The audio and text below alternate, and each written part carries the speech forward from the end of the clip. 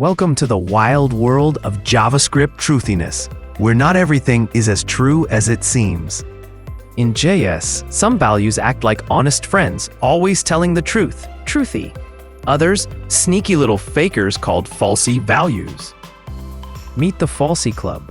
False, zero, empty strings, null, undefined, and the mysterious nan, the biggest party poopers in JS. Try putting zero in an if statement. And surprise, it's actually falsy. Zero is just not feeling it today. But strings like hello, numbers like 42, even empty arrays and objects, all truthy, baby. They pass the vibe check every time. Don't get fooled.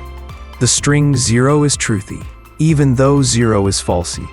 And empty arrays, truthy. JavaScript loves surprises. Bytey says, understand truthy and falsy values or you'll end up debugging all night.